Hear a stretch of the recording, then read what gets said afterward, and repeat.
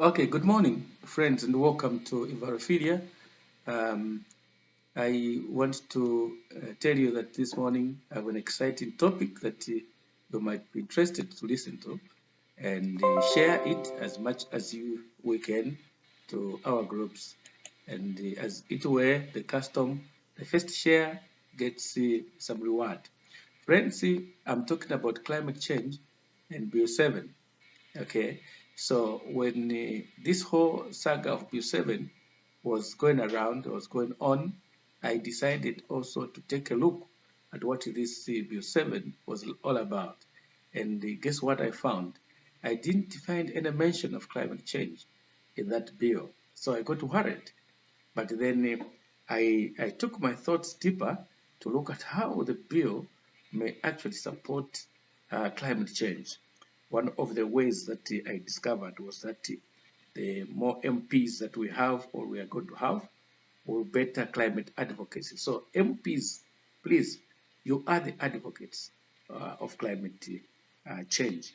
Then the mixed member representation will make that this advocacy will also include the vulnerable. You know, the vulnerable members of society are the ones that are more impacted by climate change, and by their inclusion in parliament, there will be a voice for those vulnerable in parliament. Then MPs in the councils, good, because now this advocacy is going to go to the local, okay, local climate coordination. It should start from there. And the MP's presence there will play a very, very critical role. Then let's talk about the fewer by-elections. The cost that will be saved there can be directed to climate action. And then the ministerial vacancy will reduce the politicization of the climate projects. Okay, so that the projects that have to do with climate are not politicized. Okay, then election justice will bring about stability for climate finance. Okay, mayor term removal will mean continuity in the climate action plans, policies, and so on. So this is what I wanted to talk about this morning. So you see how climate, how Bill 7 affects or climate change, yeah, through the advocates actually, we may have climate change, through policies, okay, we may have climate change.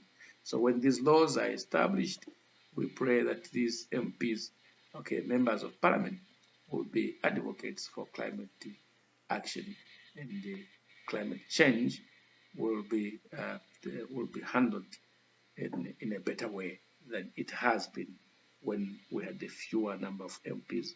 For now, we have more of them, and this means more advocacy. Okay, good morning. I want to hear from you guys what you think about this whole issue about Bill 7 and climate change. I thought people were thinking about it, but you see, sometimes we just swallowed it, the politics, and we forget about our core business, climate action. Thank you. Bye bye.